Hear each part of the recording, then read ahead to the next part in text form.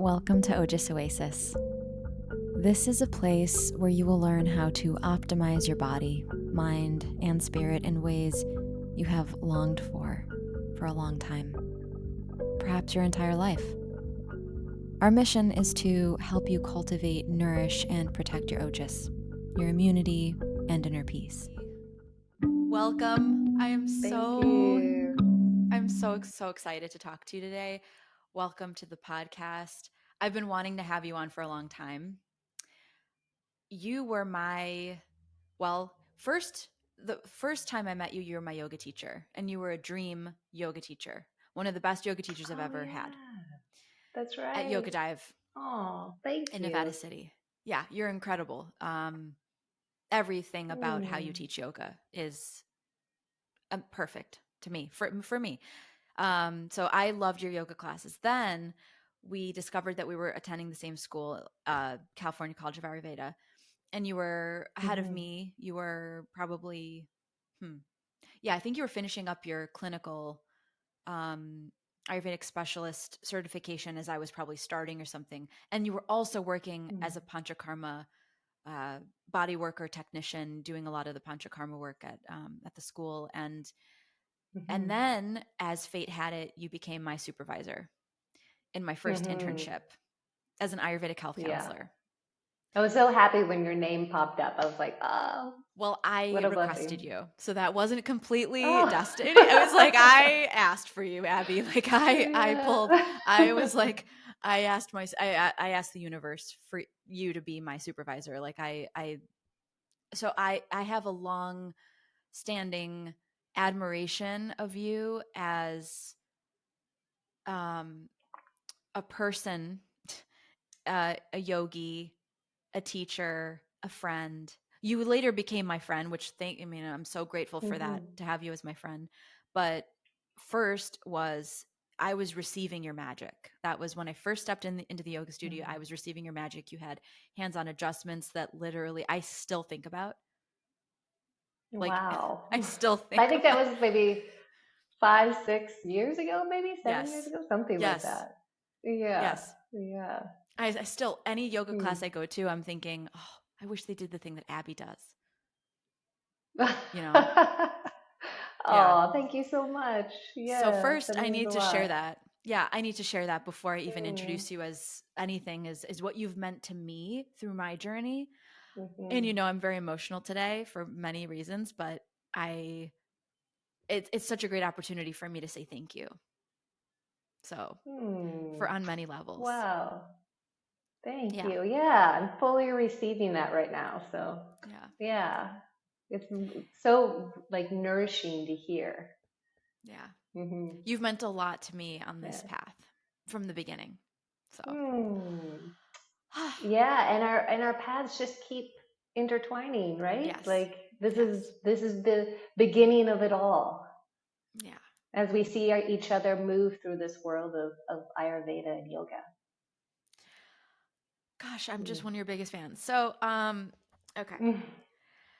So today, first of all, let me introduce you. Abbey Leigh. She is an Ayurvedic doctor now, Nama certified Ayurvedic Ayurvedic doctor certified by NAMA, which is the National Ayurvedic Medical Association.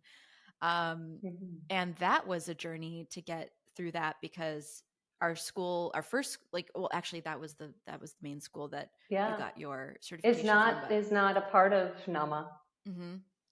So that going through that process of studying and going back to the books, and after you thought you were done, and then you have to make sure you go through the exam, and oh my gosh, so much devotion and commitment goes into that. So I'm so glad that you saw that whole process through and that you got there, and now you're an Ayurvedic doctor. So congratulations on that huge accomplishment. Yeah, thank you. Thank you. Yeah, I felt it to be really important in my journey, not to become this doctor of Ayurveda, but to know that I'm at the standard of level that I really want to be. And it brought me so much closer to the text, right? Like to really dive into the Charakam Samhita in a way I hadn't before, or before I was taking parts of it, and here I was reading it from, from the very beginning all the way to the end, and rereading for months and months and months. And yeah, it was a really special time of diving in, a lot of diving in on that one. So yeah, Amazing. And thank you. yeah, and you're specializing in women's health, specifically fertility. I think Hmm. you work a lot with women's fertility, and you've been on your own fertility journey. So much has changed for Hmm. you. And I want to give you the opportunity to share your story, because some I know some of it. I know that you moved Hmm. to, is it Portugal or no? Yeah, Azores. I Yeah. live in the Azores, yeah, the Azores Islands, which are part of Portugal. We're just kind of in the middle of the Atlantic. So, Incredible. yeah. You've gotten married since I Yeah. last spoke to you. Yeah. Yeah. Gotten married, moved here, bought a house, have two dogs, the whole thing. Oh, that's It a all lot. happened in like 3 years. It was just this short moment of time, but the the stars were aligning. Everything felt right. It was in that momentum, and now we are like settled and finding our home and finding our rhythm and finding our community. And it's really beautiful. I'm the only doctor of Ayurveda on the island. There's not really this concept of Ayurveda here, and so to be able to introduce it to people here has been a journey and a blessing, because they're very open, and it's just about how we talk about Ayurveda too, as well, and posing it as that it's this space of us to come back to our natural rhythms, right? And here we live amongst the most beautiful landscape. It's very lush and green. And so I really talk about how we are a part of this rhythm that Mother Nature has. And when we go out of balance, which we do because we live in these very Rajasic lifestyles, our rhythms become out of balance. And Ayurveda just brings us right back to that. And when we get that, that's where we find our true freedom, because our ojas, our health, is there.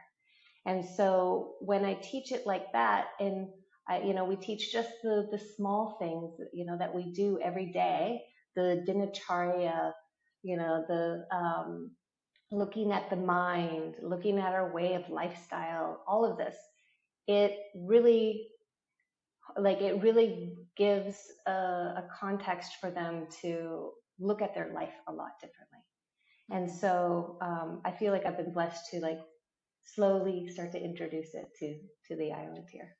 It's so cool how you've been in this integration process. Um, Hmm. First, with everything that you've learned in school to your life, and then sharing that with a partner, moving outside the Hmm. country. So then integrating what you've learned here with like how much vata, how much change, movement is happening in your life, and then Hmm. carrying all the wisdom through these changes.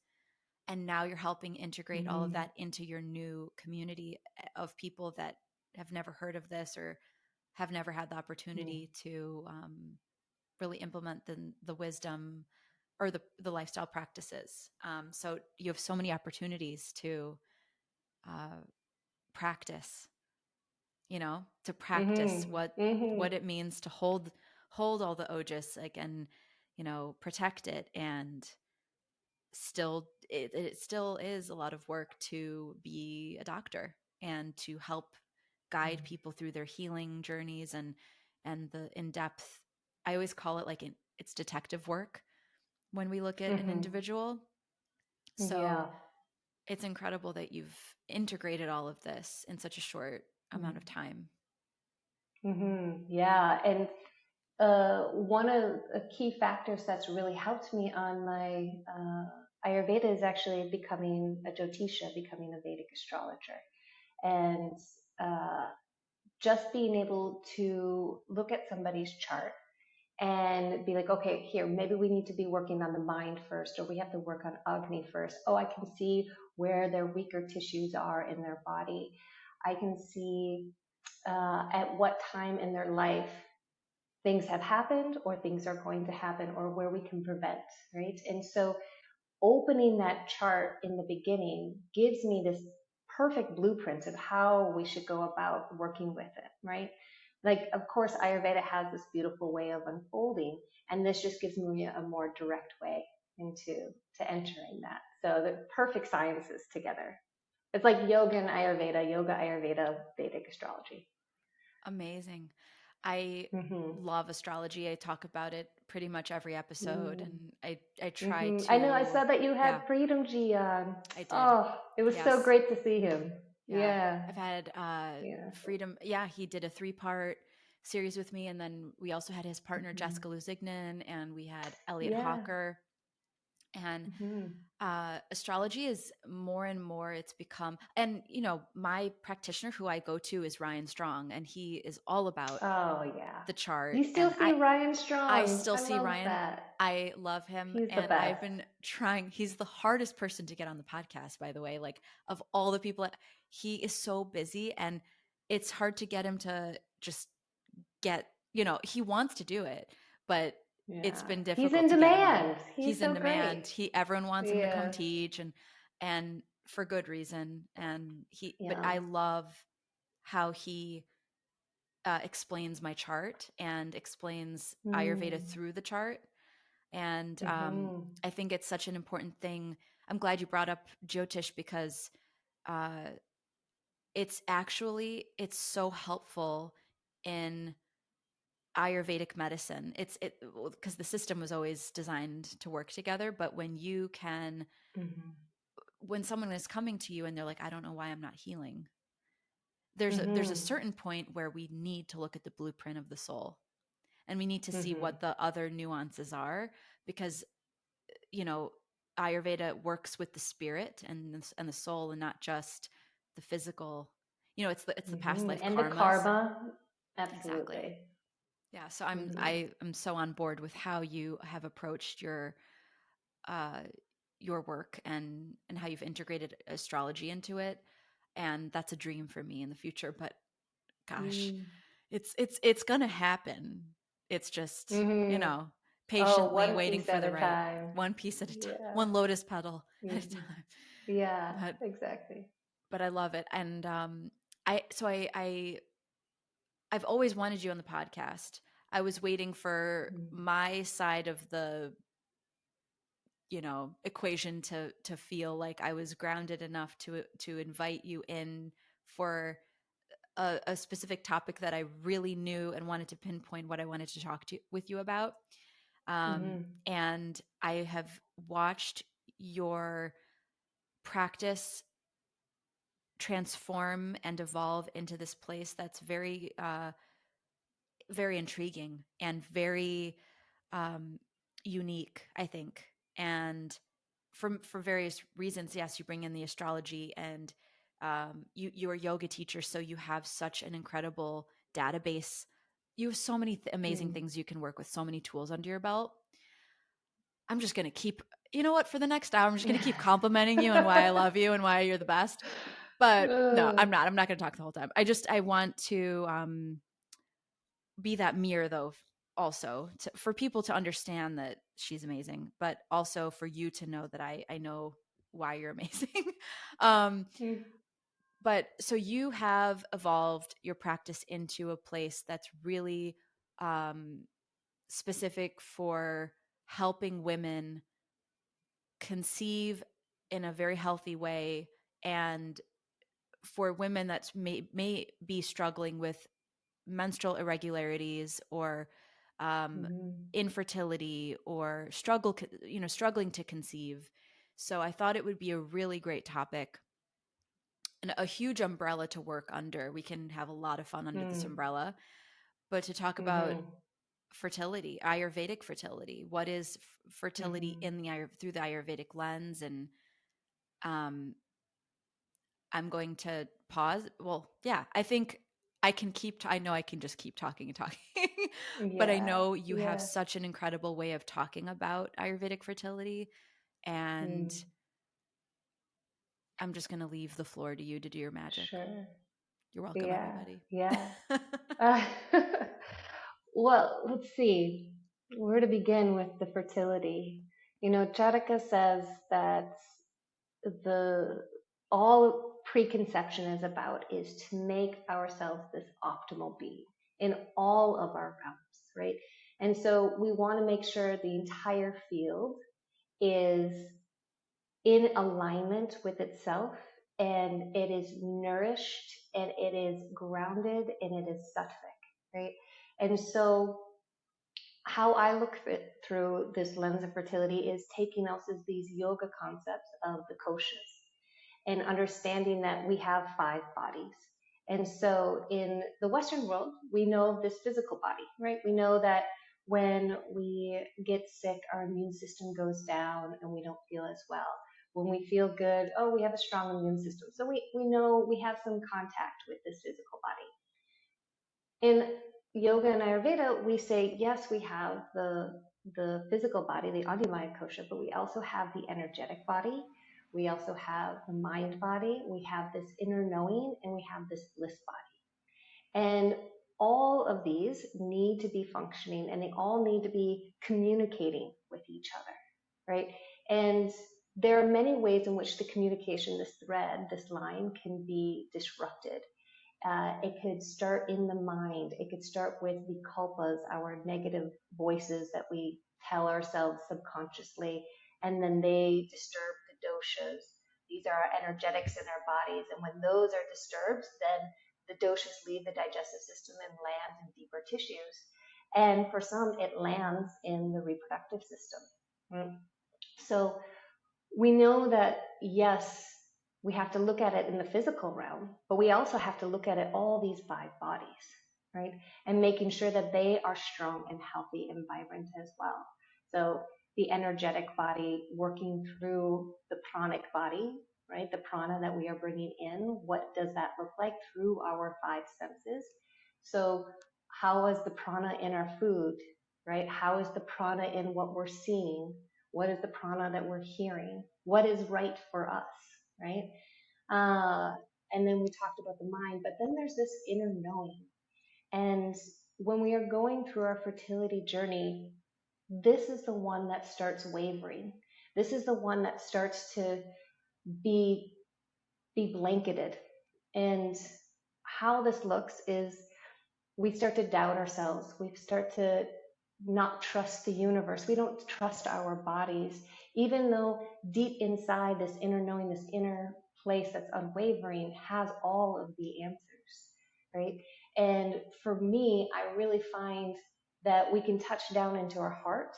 We can touch down into our womb, both male and female. So for the males, it's the cosmic womb. For the females, it's our physical and our portal too as well. And then, and also in Sri Vidya Tantra, we also have what's called the Guru Chakra, and this is a chakra in the midbrain that holds all of our answers from the past, the present, and the future. And so, when we can tap into these 3 spaces, also representing the triad, the 3, this alignment really hones in on that Vijnanamaya kosha, that inner knowing, and it gets us really strong and trusting ourselves, our journey and what needs to manifest, right? So that space needs to also be healed. And so it's many layers when it comes to the journey on fertility, and really how my fertility journey started, or how I started to work with women in this, is through my own process and me going through this and getting more involved. And the more I got deeper into these studies, the more I started to attract those clients, the more that I started to teach workshops on womb health, the more I would talk about the Shukra Dhatu, the reproductive tissues, the more it just became part of my world, right? And so now it's evolved into this practice where I get to be surrounded by women who are searching for this deeper understanding of their fertility, more so than just what's on their test results, right? Because I was the same in the very beginning of my fertility journey. I was like, I was like, okay, we're going to get pregnant. So I'm going to get everything tested. I'm going to read every book on pregnancy. I'm going to watch every YouTube that told me what could possibly go wrong. I'm going to follow everybody who's, on their fertility journey, and they're showing me all of their losses and things like that, which is a beautiful place for support and for grief. But all it did was it started to break that thread of communication through these five bodies for me. And I knew I needed to go on this journey in a completely different way. So that is how I look at Ayurvedic fertility. Thank you. And I feel like Mm-hmm. a really good next question would probably be what how did you even begin this journey with Ayurveda? Like to go back to Mm. Very um beginning. the very beginning, Mm-hmm. because you've come so far and you've dug so deep, but how did it all start? Like, I know you're a Mm-hmm. very curious person, and I know you like to learn, and you're a great student. So, what sparked that initial discovery of Ayurveda and the desire to go this path to begin with? Mm-hmm. Yeah, yeah, great question. So I want to say also, this story I'm telling is also my preconception story. So when people think of their preconception, they think, oh, it's just the time that I'm trying for a child. But it starts way before, on how we're treating our bodies, who are we bringing in relationship to us, what is our community, how did we get to where we are? This is all part of it. And so for me, let's see, I say that like Ayurveda found me, right? Because I wasn't looking for Ayurveda. It came out of nowhere for me. And it was really through a karmic illness. And so I was living in New York City, a very Rajasic lifestyle, as that city loves to like be in so much movement. And it was through my 20s that I was there. And I was one of those people who was working extremely hard, getting the success that I wanted, and playing even harder, right? So all of that, like the partying, the alcohol, the drugs, the whole thing, I wanted it all. I wanted that Rajasic lifestyle, and it gave me this false sense of power. But I loved it, and it was that idea of wanting more sensation, right? And that city can give it to you. It's great. And at that time, I kept feeling that everything's going great, but I was getting sick. But I was having these really irregular symptoms. So I was having neurological symptoms. I was having issues with my pancreas. I was having arthritis just on the left side of my body, and I couldn't figure out what it was. And so at the top of my career that I was in, I was like, I need to leave. Now, one of the most beautiful gifts my mother ever gave me was, besides the bringing me earth side, is that she taught me what my little voice was, right? So she really helped me understand and to strengthen my voice. So whenever I had a decision to make, or whenever I had a need or an emotion, she's like, okay, what does your little voice say to you? And so when I was in New York and everything looked great on paper and all these things, my little voice was saying, you need to leave, you need to leave, you need to leave. Mm. And then I was like, oh, well, that must be the answer. I'm just the vibration of the city, and it's getting to be too much. I need to leave, and I'll be cured and everything will be great. So I do that. I leave. I go to Mexico, and I have this relationship with Mexico that every time I land there, something big happens in my life. And on day 3, I was there visiting family there. And on day 3, I met one of my mentors in life. And this is Eduardo and Sylvia Morales. And they taught polarity therapy. And polarity therapy is all based on Ayurveda, Hermetism, and zodiac astrology. And it's an energy work. And so I was so infatuated with what they were doing, because every time I had a session with them, my Ojas would come back. And I was like, Wow. oh, these, like the arthritis would go away, the neurological things would start to come back. I would have these epiphanies, and it was just a really beautiful journey. So I ended up living with them for about a year and a half and studying with them. And through that is where I got this introduction to Ayurveda.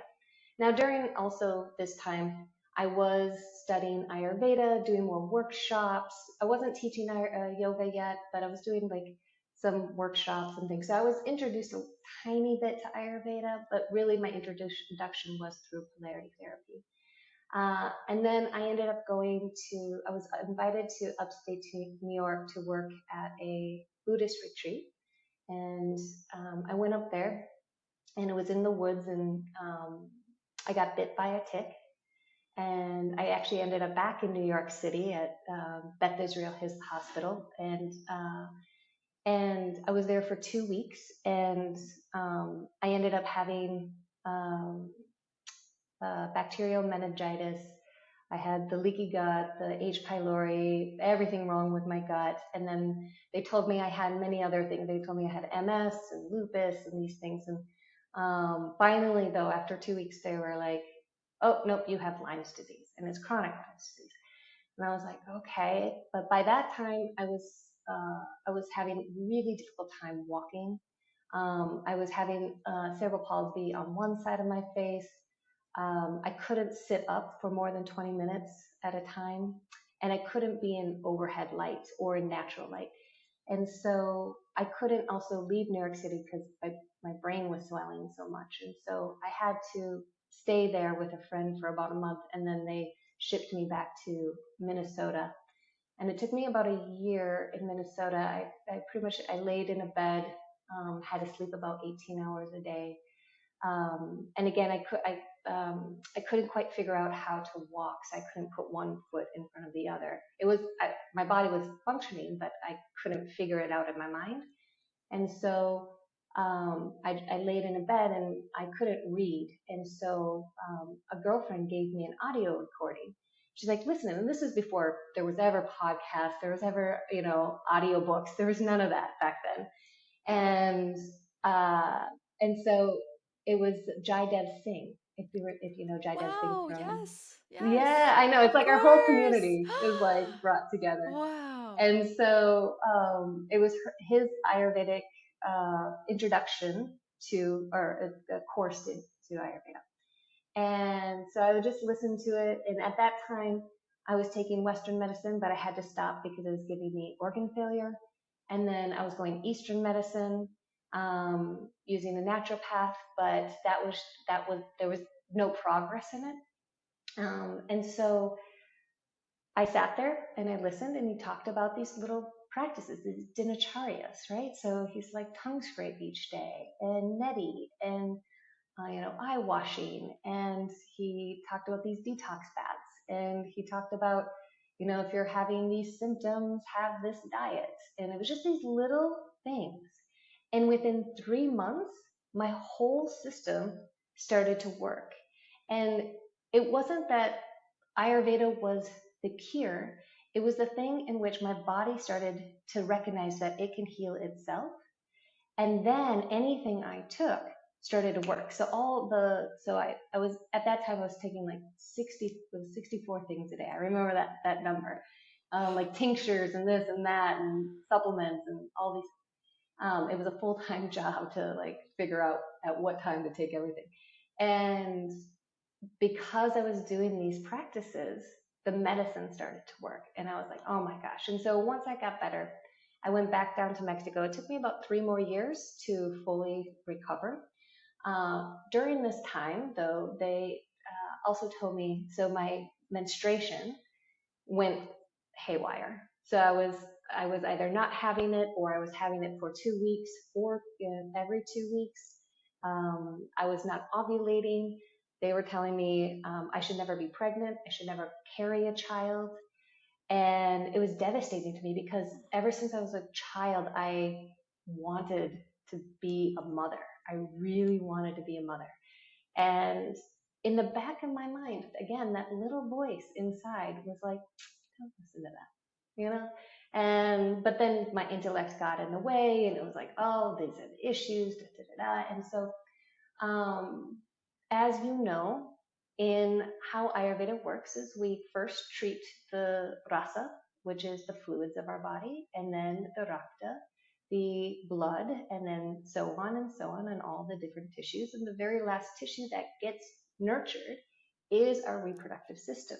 So as my gut started to heal, all of the rasa, rakta, vamsa, medas, asti, mada, shukra, right? All of these tissues started to heal actually in order. And I was floored. I was like, how did Ayurveda know the systems in which we can heal, and knowing the different digestive fires for each one of these tissues with just downloads, right? It's incredible. It wasn't like you can open up the body and see this, right? But their system of healing really works. It was, so this is what was mind blowing to me. I was like, I have to study this. This was it. And so I went to a school down in the south, and just energetically, it wasn't working out. And so I came up to Nevada City, and the community, the city itself, being up in the mountains, the school was just felt like in alignment. And so that's where I started my deeper studies in Ayurveda. And then, so I was healing all of these tissues. The very last one, as I was saying, is the Shukra Dhatu, which is the reproductive system. And so as I started school, this was the last tissue that I was healing, and I was seeing an Ayurvedic practitioner in Nevada City for this. And so learning through her that it was healing the tissues, but it was healing the womb. It was healing this portal within. And it started in such a deeper place that I needed to touch down in, and also to disconnect, to detach from the diagnosis of you should never be pregnant, you should never carry a child. Like there needed to be so much healing around this. And also, our menstruation is a way in which we can really tap into our intuition. It is such a blessing that we get to do this every month. And so when we are in the sensitive space, we call this the winter season. This is when we're bleeding.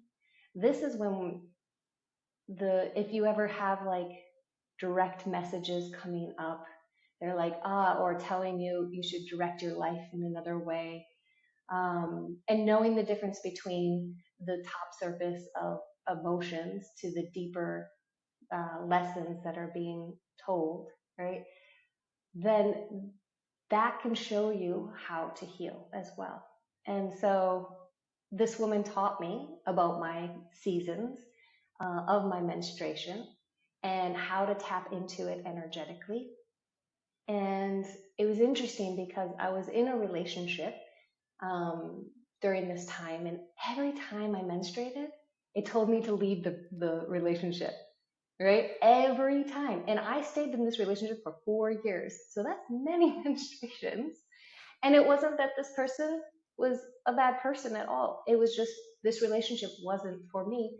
And now I know also divinely the child that I'm conceiving was bringing two other people together, right? And so I needed to release that relationship. But my menstruation healed only when I left that relationship, and it was like instant. It was within 3 months, everything was regulated. And so again, during that time, I was having my menstruation for 2 weeks, every 2 weeks, not ovulating, and so it was very intense. And yeah, 3 months later, it was like clockwork, and I was having my menstruation every 26 to 28 days. It was for 5 days. It was beautiful. It was bright red, no cramping, no PMS. And I was like, wow, like just what an incredible communicator and connector to the divine that we have as a part of us as women. And so because of that, of course, I wanted to also share this information with other women too as well. And and then I met my so COVID hit and I moved to Mexico. And as I say, Mexico kind of like throws my life up in the air. And I met my husband, my now husband. Um, I want to say within the first week of me landing there, and uh, we knew That's we wanted amazing. to. I know it's wild. It's wild. And we were wanting to travel, um, and so we did. We ended up getting engaged, I think, within like 10 or 11 months or something like that. And we wanted to have children. And so right away we were on the fertility journey. And you had just mentioned this a little bit, but I was wanting to travel. I was wanting to do all this stuff. I wanted to be Vata and I wanted to have a child. And the two are almost in polarity of each other, right? Because when we are looking at fertility, we want to bring in the kapha, we want to bring in the nourishing. And my daily habits, my diet was that, but my lifestyle wasn't that. Yeah. And so I wanted to see, okay, and interrupt me if you have any questions. I'm kind I'm fast. of I'm hanging going. on every word. No, no, no. I'm with you. I'm following every Mm. single, every detail. And I do have things to say, but I don't want to interrupt the flow. So Yeah, no problem. No problem. And so we were trying for a year and a half naturally. And during this time, I was able to change my labs, which was a huge shift for me. Um, so my LH was very low. My FSH was a bit higher. My AMH was telling me my quality of my eggs and all of that was non-existent. And this is why they had told me in Lyme disease. Lyme disease had created all this disruption and wiped out my egg supply and all these things.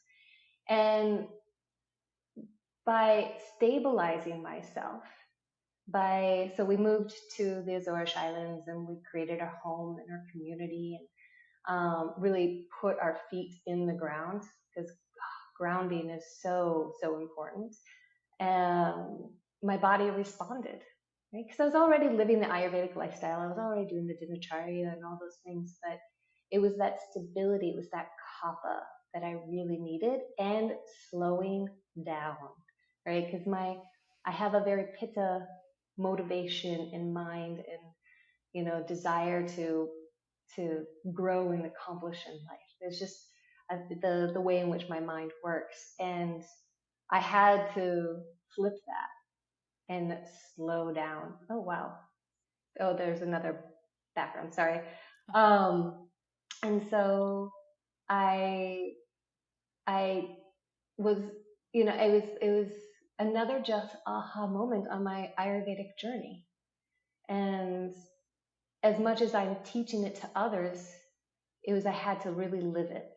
And as much as I thought I was, there was always another layer. There's always another layer that you can always go down with Ayurveda. And so I did. And then we were trying for a year and a half. And in Jyotisha, as being a Vedic astrologer, you don't really look at your own chart. You tend to have your chart read for you. And so I was like, well, let me just look at my chart, and I'm going to look at my husband's, and I want to see, what is really going on with our Jupiter, with our fifth house. These are things that represent children. Our D7, which is a divisional chart for children, and both of our Jupiter, which represents the children, were in the 12th house of foreign lands. In our D7s, we have Saturn and Mars, both in our first house, which is also showing us that we would need to be adopting or have it given to us or of some form, some nature of that, right? And so in my own sadhana, my own practice, I do a lot of chanting to Durga. Durga is the supreme mother goddess who is also a warrior too as well. So she's really helped me transform inside. And I also worship Lakshmi. Lakshmi is of abundance and fertility. And so I just sat down with these goddesses who are a piece of me. They're not outside of me, they're a piece of me. And I just completely surrendered. And I was like, okay, in whatever form this this spirit baby wants to come in, I will accept it. And it was a layer I never knew I was really holding. That I was like, no, I'm an Ayurvedic doctor. I need to have this child in this manner. All of our labs look great. My husband's, mine. Like, what? How is this not working out? And I completely surrendered. And then this opportunity to have a donor egg came available here in Portugal. And Durga was like, this is it. And I could hear her. And I was like, wait. And I had no idea. I didn't even know that. I mean, I knew of donor eggs. I was like, but being a surrogate to my own child, like, it was an interesting concept. And there was never inside of me a doubt that, like, or a need to use my own eggs. It was about bringing this spirit baby that I am feeling all the time, earthside. And so whichever way that they wanted to come. And and so the journey became incredibly easy. All of a sudden, when we were having our fertility appointments, I realized I didn't have to mess with my hormones in order to get pregnant. So a lot of fertility treatments, you're using a lot of different hormone treatments to get you there. I was like, okay, that's great. I'm okay with that. And then I also found out that the Portuguese government pays for it all, so it became free, which was like, fertility in the U.S. is like mind blowing, huge, Yes. big business. And then we found our donor egg, um, and it was perfect. It was just very seamless, and the the space inside of me knew that this is what the baby wanted. It wanted two maternal lineages. It wanted to come in with this lineage of the Portuguese and through me, and have the karma through both maternal lineages. And I felt so privileged to be holding this spirit baby. And so we did our transfer 6 weeks ago, and so I'm 6 weeks pregnant, which is such a blessing. And so I'm in the beginning of my first trimester, and it's so beautiful. It's so beautiful. And the shift that I'm going through from maidenhood to motherhood is is so powerful that it's almost indescribable. Yeah. And so when I work with my patients, that's one of the very first things we work with, is honoring your maidenhood. And so I have them go, because I work with a lot of women who are choosing to have children later in their life. So they're in their 40s, mid 40s, and they're very much in a hurry, which I was too. I was like, I'm getting too old. This whole concept. I'm like, yeah, but in Ayurveda, you're fertile until you go through menopause. Like, you're fertile until it, and then menopause is just your second spring. That's what this is. And so uh, having that trust, by building it through honoring this maidenhood, is going back and writing down the name of every relationship you've been in. Write down the events in your life. Write down all of the things in which got you to this space, and then put that on your altar and say it out loud every day, and thank each one of those people. Thank each event that ever happened in your life, because this spirit baby could not have come in at any other point, and you needed to go through all of that. And that, for my own experience and what I've seen with my patients, is it gives them that sense of like, this is divine timing. It could never have happened any other time. And so now I'm crossing that from maidenhood into that motherhood right now. So yeah. Oh my That's the longer story of my preconception journey. I have I got goosebumps at the end when you were talking Mm, about just the divinity of it all and how Durga told you yes, and that mm, sadhana. I want to ask you a million. There were so many questions throughout, but you were in such a beautiful flow of sharing your experience, which, by the way, sharing your experience is mhm, so helpful because you're mm, embodying the wisdom. It's one thing to some episodes. So sometimes I'll have just me and my co host, Erin, talk mhm, about Ayurvedic concepts. And I like to go to back to the books and back to my notes and explain things and sort of take people into what it might feel like to be in a class with us, right? Like if we were in a workshop or in a mm, class and just say, go back to the basics. And I like to do that. But mhm, nothing, but to bring the knowledge into the next level of somebody who has experienced in the deepest ways, going from debilitating illness to the point where you were unable to remember how to walk for a year, mm, right? And going through that mhm, journey, which is a beautiful life. Like every single mm, thing you shared, which thank you so much for feeling safe and open and trusting to share that. mhm, But every single thing you shared was so much more than anything that a textbook could ever, sh- you know, mm, it's nice to have the sutras. Don't get me wrong. It's nice to have the shlokas and the sutras break it down and help us remember and memorize the theories and the concepts and the knowledge.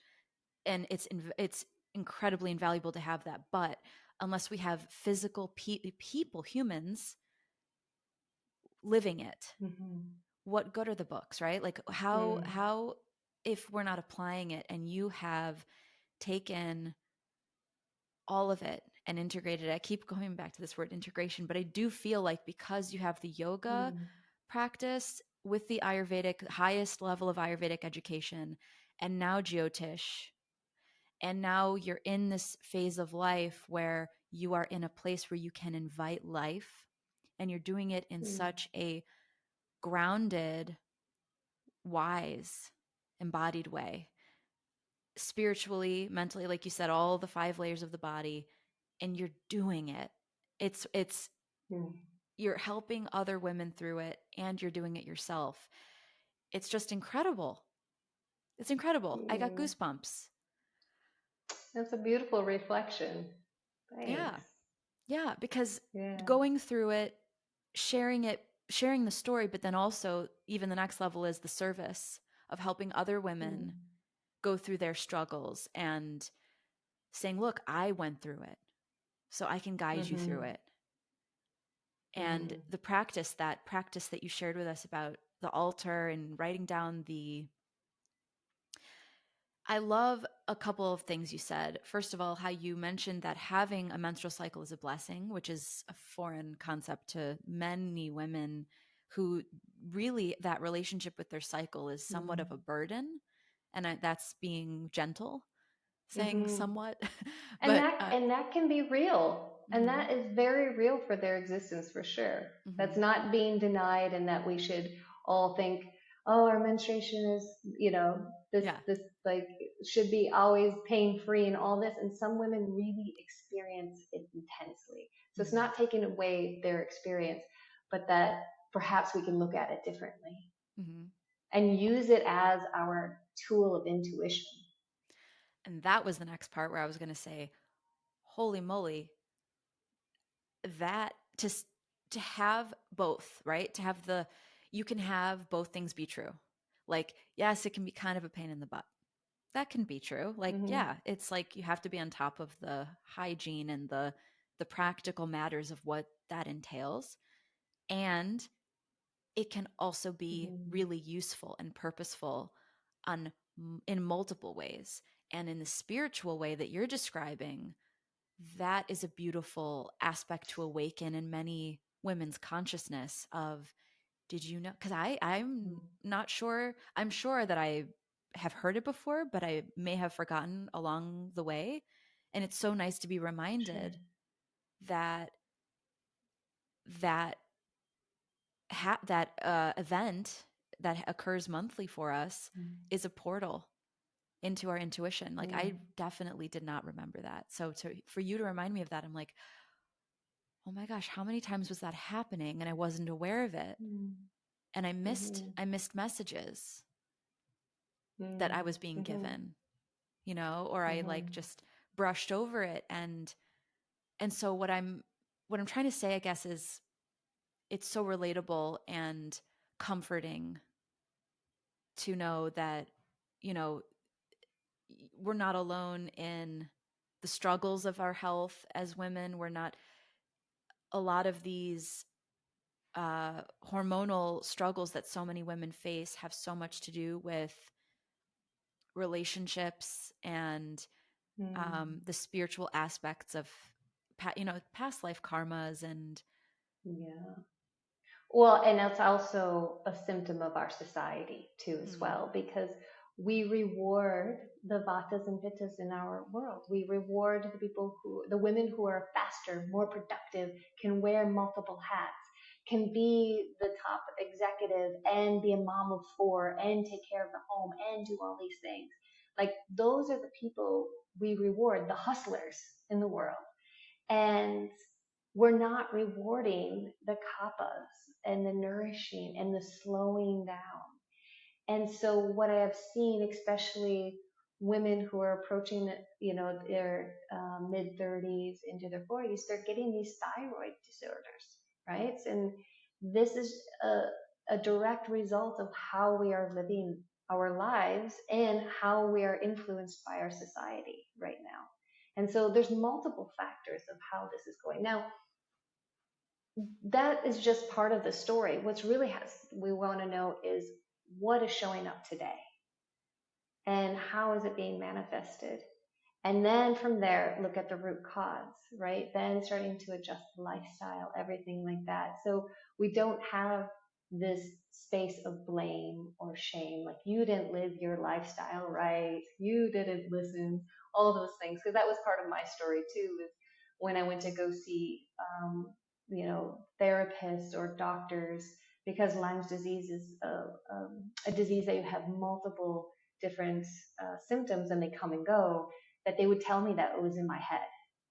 And they would tell me, like, on paper, you look fine, but I was like completely debilitated in a wheelchair. And I was like, how am I fine? So it's like we don't want to encourage that blame or shame game. We need to then look at exactly what is just showing up today and then start from there to unravel. Yeah.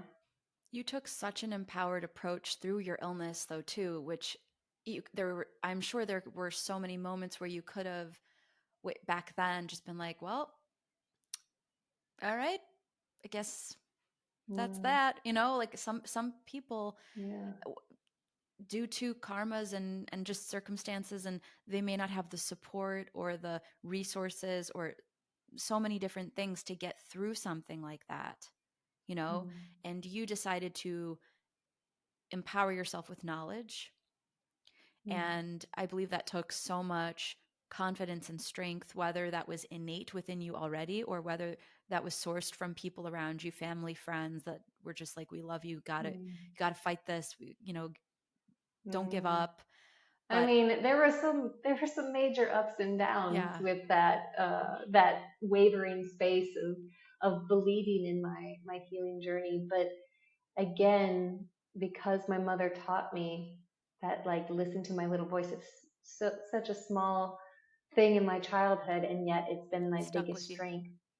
Yeah, that I knew that this was a karmic illness, and I knew that I was going through this so that I could help others. And when I was actually just starting to become an Ayurvedic practitioner, I mainly worked with people with Lyme's disease, and then it turned into working with people um, with fertility and reproductive and all of that. So it's been through phases, but it's been through my phases as well, right along. It's incredible. Hmm. And I'm not sure if I said this Yeah. yet. I said it before we started recording, but I want to congratulate you for getting to the point where you were able to receive a soul, because I know as a fellow Mm, woman who I just, yeah, yeah. I'm Thank 35. you. I understand that and I don't have children yet. And I understand that as time goes and you're hoping and you're praying that the day will come, and then to have Mm, arrived at that moment is so mhm, exciting. mhm, And I'm just so overjoyed for mm. you that the soul was Thank you. ready and that you were ready to receive Yeah. whoever this person is. And Yeah. I mean, it brought me and my husband together. It brought us to Portugal. It did everything. It was like, hurry up. We're doing this really fast. Let's go. Yeah. Yeah. And it's been really seamless and beautiful. And I feel so blessed to, to be carrying this child and to be carrying another woman's eggs. I mean, what a gift. What a gift. I can't even express like how much gratitude I have for this other woman. Um, and we actually we have a little altar for her, and we say prayers for her and just to thank her. We don't get to meet her for another 18 years, but we get to hopefully oh, one day really? meet her. Oh, I did not know that. Yeah, yeah. So in Portugal, they can't be anonymous, and so after the child turns 18, they can choose, and we can contact her. Wow. So, and this is part of our child's history and their story, and they will know that from the very beginning, and that they were so lucky to have two maternal lineages. So, Wow. I yeah. just love the entire perspective on Mm. you get to have Ah, two. yeah. You know, Mm. that's already just you're bringing this baby gratitude and abundance right out the gate, just right away. Mm. Just you have so much and you're so blessed, and that baby can feel that, Mhm. you know? So Mhm. Mhm. I can't, I want to meet this baby. I can't, I'm just so Yeah. excited. Yeah. I'm so excited for I him or mean, her and to she's get here. already, I say She? she, but Oh. he or she, Mm-hmm. them are, it's already communicating. Like it, like, every morning I put my hands on my womb and I say, this is the best day of our lives, little one. And I Oh, say, what do you need? And it will communicate everything that it needs. And a lot of it is the slowing down and space and time for play um, and how am I nourishing me, the vessel, the mother. And as a person who's been so pitta driven, so fire driven, that it it's like putting salve on the fire. It's like, oh wow. And like I never knew I wasn't giving myself permission until now. I was like, wow, this is a deeper space of giving myself permission. So it's where I'm at. that is just Mm. profoundly beautiful. Mm. That morning ritual you have with baby, what you say Mm. to them, Mm-hmm. and how you can feel them hear you, that connection, and Mm-hmm. that is so And even like magical. I journal and I talk to it Mm-hmm. and they respond. And I'm like, oh great, this is wonderful, you know? Yeah. And this is just the intuitive space of connecting with this child. Can I ask you Mm-hmm.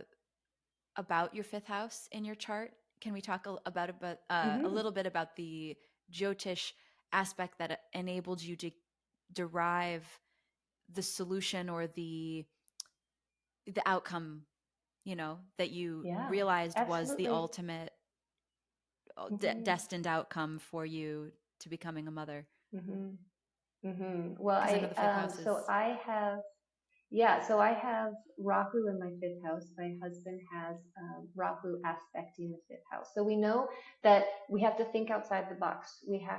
This is not going to be linear. This is not going to be a process that looks like everything else, right? So we have to embrace that. Or if we don't, it becomes chaos with Rahu. And so, and I had said that our Jupiter, that represents our children, went to the 12th house of foreign lands. And so I could interpret that also as Jupiter in the space of loss, right? But it's how am I going to take this information, right? And that's going to also shift the energy of these planets. And so that was happening. And I talked to you about the D7, Yes. the divisional chart that shows you of your charts and our Saturn and Mars. And so instead of it being adoption that a child was given to us, an egg was given to us, and it was like not even in my concept that this could have happened, right? And so it's like I like almost laughed when I went back to the charts. It's like, oh, of course. Oh, of course. And so Yeah. yeah, of course. And then also looking at our Mahadasha and Antaradasha. So where's in the timeline will be the best suit for us, right? And so um, I am in my now just coming into Saturn Venus, where I was in a Saturn K2. So K2 is going to give me more separation, and it was in the time of Saturn Venus where I was coming into that more Venus holding space. And then my husband is in his Jupiter Mahadasha, Mm. so it was his time to to be a father. And so that's been a really good blessing too, by looking at my patients, looking at these women's charts and being like, are you comfortable waiting 6 months? Are you comfortable like prepping for more than a year? And I promise you, we'll have a better outcome. And I tell them and I explain to them why, and it gives them ease, like, oh, it doesn't have to happen right now. Like there's this sigh of relief, like, yes, okay. Um, and so working with that planetary energy really helps to, of course, bring the child in a very more sattvic and aligned planetary way, but it also eases the mother's heart, And which that's an, is yeah. changing the whole optimal being in all the koshas. It's incredible too because it could be preventing them from experiencing so many, losses and just a lot of Mm-hmm. grief. I mean, and pain Right. and I mean, you mentioned that fertility in this country is like a huge business, and there's IVF, and there's Mm-hmm. freezing your eggs, and there's all these things. Um, Mm-hmm. and I know that with IVF, it can be extremely, I mean, both freezing your eggs and IVF can feel very Right. painful, intrusive, just exhausting, and it can throw your hormones off. And Mm-hmm. to know that, wow, if you Especially just if had you're looked doing at the that chart. through a, yeah, if you're going, so I see in my patients, I see a lot of miscarriages happening in a K2 dasha. And of course, K2 is always about that separation, or if they're having a lot of retrograde planets that they're in that dasha, or what is, what planets are transiting over their first house and their fifth house during this time. And every time it shows you. And so when people are going through, so some of my patients are going through IVF, which like that's the thing, like using fertility treatments before, when I was like, oh, I can only go natural, is because I was scared that it couldn't be sacred. I was like, how could I bring the sacred into something that's so scientific? And of course, I had to go through my own journey, my own surrender through it. And Durga had to tell me. I was like, okay, this is the my child's story too as well, and I can't interrupt that. And so, any way in which we use IVF, going through donor egg, going through a surrogate, having a natural fertility, is extremely sacred no matter what. And if we can start to align our our charts to that too as well, we can then embody that sacredness. And so using it all is just another beautiful way in which we can navigate fertility. Now I want to see your So chart. I'm ah so curious. yeah No, it's so cool. It's yeah so, yeah so yeah. cool to know. Mhm. I have obviously I haven't yet to take a real official class, but um, Oh, even I just know being like a student on the side, it's so fun to look it's so exciting and fun. at. Mm. um, Mhm. knowing things like the ahamkaraka and the nakshatra, Mhm. which I really want to know what yours are, Mhm. if you're comfortable sharing, Mhm. and the rising Mhm. sign and the sun's, like things like that, and which house they're in. And Mhm. for for my very Mhm. kind of like Mhm. amateur geotish Mhm. uh, understanding, it's still very, very fun to know, ooh, that's your nakshatra. Oh, that explains a lot, Mhm. Oh Um, yeah, yeah, yeah. And to understand the nakshatra is that lunar constellation that we're born under too, and mhm, so it really represents our being, but our mind. It's the what represents our moon in our chart too as well.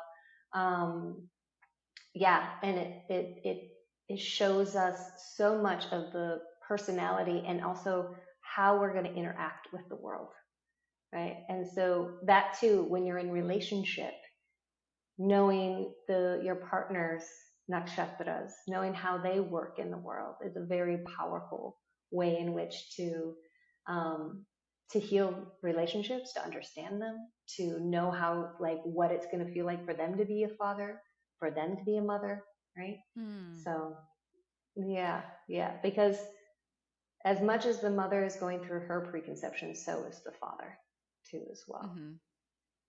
Yeah, Well, I'll tell you yeah, mine yeah. if you tell me yours. At Ah, least the nakshatra. yeah. We could just do nakshatra. Uh-huh. I Uh-huh. will tell you something fun because you mentioned the fifth house. So I have my Mm-hmm. moon in my fifth house. Mm. Oh, So this is yeah. why I cry over babies all the time, and I love talking about Mm-hmm. these topics. It's Yeah. so beautifully nourishing and just heartwarming to talk about this process, this Mm-hmm. fertility journey that you've been on and that you've arrived. I really genuinely am like, oh my gosh, that is such an amazing moment. So Mm. yeah, but my nakshatra is Anuradha, which Ah, means, so is mine. oh, Mm-hmm. hello. I kind of Yeah, had a yeah, yeah, feeling. yeah. That's why I asked Yeah, you. yeah, yeah. I Yeah, kind yeah, of had a yeah. feeling, Abby, because Uh-huh, you know, uh-huh. you know, I got, Yeah. yeah, I, Yeah, I was like, oh, Anurata, of course, yeah. Anuradha. We're both Anuradha. Mm-hmm. Mm-hmm. I love it. That's beautiful. When Yeah. you said you had always from when you were yeah, really like a small child wanted to be a mother, I was like, I bet she's Mm-hmm. Anuradha. I bet. Ah, I knew it. yeah, of I had course, it, that mother of intuition. all. Yes. Mm-hmm. Totally. Yeah. Yeah. Yeah. Yeah. So I had Yeah. that And intuition to so, ask you. what do you know what your lugna is under? Yes, Cancer. So I'm Cancer rising Mm-hmm. and Mm-hmm. uh sun, Pisces sun. Well, so it'd be yeah, but then so then your moon is your lugnesha, which also means then your nakshatra for your lugnesha is also Anuradha Oh. because it's the moon that represents Ooh. Cancer. So they Ooh. should be the same. Hmm. Oh. So I'm a Scorpio rising, Mars, and it's in Dhanishta. Interesting. Hmm. Scorpio rising. Another way to look at them, to check it out, That's because really each helpful. one of your planets Yeah. has a nakshatra. Mhm. That's Hmm. really Hmm. wait, so can you so what you just did with the Scorpio rising, can you articulate that really quickly for the so if my Sure. moon is in the fifth So, house, that mhm. That means that, so at the time of your birth, in mhm, the eastern horizon, there was a sign that was there at mhm, that particular moment. So that's why we need to know exactly the location and the birth date. mm, And so for you, it was the sign of Cancer. The planet that represents that is the moon, and your yes. moon went to the fifth house, and that fifth house represents education. Of course, this is what you are meant to do: is educate, right? Mm, And it's also in your fifth house of children. Also, the moon represents mother, and it represents that caring, right? We have that Cancer type of energy. Of course, that's like fully you. Yeah, mm, 100%. Like when I think of you, it's like this like motherly, but like deep, wants to like be deep and steeped into the knowledge. And I use this word like juicy with you too as well. Like ooh, that's what Cancery, like that moon feels to me when I think of you. And so So that fifth house, or so that moon went to the fifth house. Now so that's your Lagnesha, but your moon also represents, or is also your main nakshatra. And so for you, it's that Anuradha. That is so cool. Thank you for the juicy Hmm. shout out. I love that. That's a great. I'll Yeah, of take it. course. I'll take it. That's Hmm. not a bad word. I Hmm. mean, of all the juicy, I think of like Oh, fruit and like just good things, like and yummy things. nourishment and like and feminine energy, like exuding feminine energy. That's what I think Wow. of. Yeah, yeah. Well, last thing about the astrology, because I know we're a little over the hour, but it's Sure. just so fun to talk to you. Um, Yeah. Last thing, so you mentioned Mahadasha's timing. There's the clock Hmm. of both partners, and it's so interesting to look at Absolutely. like the Mahadasha, which is like the grand. How would you how would Hmm. you like the grand chapter or The Mahadasha, season yes, exactly, and it's a longer period in life, and so it's like it's years and years, right? And then within that is a smaller time frame, and that's called your Antardasha? Antaradasha. Antara means interior or inside that time, Hmm. and so you have a planet that represents each one, and these planets are turned on. They are Activated. so like it's activated. That's the word I was looking for. And so if say I was in my Saturn Venus, which I am now, my Saturn and Venus are activated in my chart. And so I want to make sure that they're very healthy. And this is the cool thing about Jyotisha is that with Jyotisha, we have remedies, right? So we we can influence these planets because they really saw the planets as gods. They saw them as energy. They didn't see them as this physical thing in the sky. They really thought they were gods, so we could work with them. And so these remedies we use are using mantra, using shanti. Shantis are donations.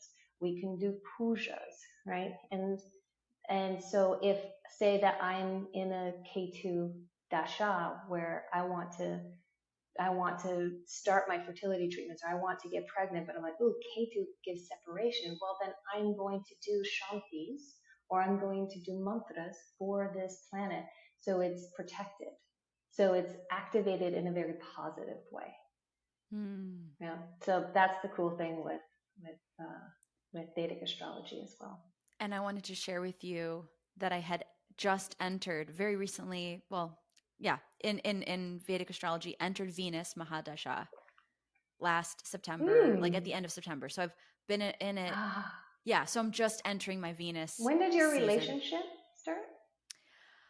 When did my relationship start? Actually, during K2. And then it broke up for Ah, about was it 7 a months. spirit? Did it become? Is there like a spirit? Oh, it did have a little breakup in there. Hmm. Okay, because I was gonna say there's a spiritual aspect because K2 also can bring in the spiritual. I think it is a karmic relationship. So Mm. there's we've got I definitely feel that, and it's in an interesting Mm. place to I'm in a very interesting chapter, finishing. I think uh when you're still in school at this age and you're at the end, you're kind of anticipating a lot of things will shift, but you're in between worlds kind of when you're at the tail end of schooling, when you've been in school for so long. And I never had thought that I would ever Mm. go back to school after my undergrad. Mm-hmm. I was like, I thought that was done, that was Mm-hmm. it. But when you go into and you kind of start a second career in the middle of your young Completely. adulthood, and I know you can relate to this, it's like you kind of Mm. had two different parallel adult, like, lives and paths that it's an interesting thing to start a completely new path, um in your Mm. like 20s or 30s. And Yeah, um I mean, totally worth it, totally worth every bit of it. But it does set you in kind of like an interesting place where, okay, when is the next? But entering Venus, it has been really, really lovely. that's what I wanted to ask. If there, did you feel a shift I feel a in shift. that space? But I do feel some impatience to start Mm. the next, to be done with school. And the because Yeah. K2 was, I had just finished K2, 7 years of K2. So my Mm. whole path with Ooh, Ayurveda was in the yeah. K2 phase, which is incredible Yeah. that I was able to Wonderful. hold on by the skin of my Yeah. teeth Yeah. through But it that. also probably brought you through a deeper spiritual path Yes. through it. Like that was your sadhana, was Mm. going deeper into Ayurveda 100%. So, That was no joke. wow. Yeah, that was a fun. Yeah. No, it was great. I Well, I actually mean, love K2. congratulations Thank for you. getting this far. I mean, like, I know how much work it takes. Oh, and like how much you do sacrifice in order to put your studies in Ayurveda and the life you want to lead first, right? So I'm just, yeah, anybody who like gets to this point, I'm just like, oh, I feel you. I get you. Congratulations. It takes so much. And to sustain your ojas, Mm. right? Because in Ayurveda, that's what we're learning is like, okay, so how can we take this on and have ojas and have a relationship and, have this incredible podcast? I mean, that you even started this through school. There's, oh my I don't gosh. know. I don't know how I did it, Yeah. Abby. Like I wouldn't Yeah. I wouldn't have an answer. Like if I was asked, Mm. I would just say just God. That would be my answer. God. Mm-hmm. Yep. And Yeah. sustaining Ojas, that's definitely how this name came through. Ojas Oasis, because Mm. I do have Saturna Hamkaraka, which basically in a Mm. nutshell I think means that I'm just programmed to work hard anyway. Like I Yep. derive a lot of Yeah. Hard satisfaction. worker. I like, yeah, like Mm. I as much as, oh, I say I'm tired and things. Yes, but I know that my soul needs to do this to feel fulfilled. Mm-hmm. So I'm like, no, I need to do this to be at peace. Like I need to work. Mm-hmm. So that's a huge driving factor that gets me through. But I also know the Pitta will Mm. have her way with me if I don't prioritize Ojas and if I don't continually Yeah. talk about Ojas, which the Mm-hmm. podcast is the grace that allows me Mm. to remind myself and others and connect with fellow colleagues in the community and Mm-hmm. friends in the community. So we're all holding each other accountable because What a it's service. mm, Yeah. Yeah. The dharmic piece, right? And how blessed we are to be able to put our career and our dharma together. Because a lot of times people's dharma and their careers are not on the same page. And that you get to do both. Like, what a blessing. And then to be able to serve in a larger way. It's very awesome. I feel that too. I feel very grateful for the universe for giving me the opportunity to serve in this way, and I thank you, Abby, for Mm. giving your time, energy, wisdom, experience, Hmm. everything that Oh, you have. it's so much fun to do this anytime. Yes.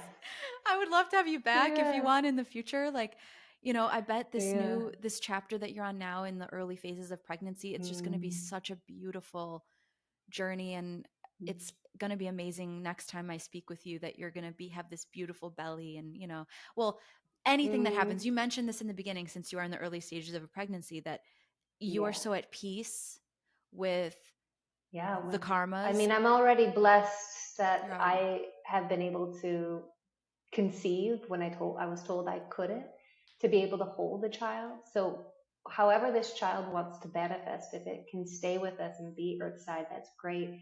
If it needs to show us something different, great. Like I'm just right now, I'm gonna live in the happiness and the celebration of us binding together right now. So yeah. Divine Mother Abbey, Dr. Abbey Leigh, Uh, my friend, Thank you so much. my mentor, and Mm. just I'm so so grateful for you, and I'm so grateful to this soul, and I can't wait to hear updates and to just follow this journey with you. And thank you again. Thank you again for everything. Yeah, thank you for having me. Yeah. Namaste. Thank you for listening to Ojas Oasis with Sasha Brashadsky. To To learn more about Ayurvedic healing, please visit ojasoasis.com. We'll see you next time, and until then, have your smile.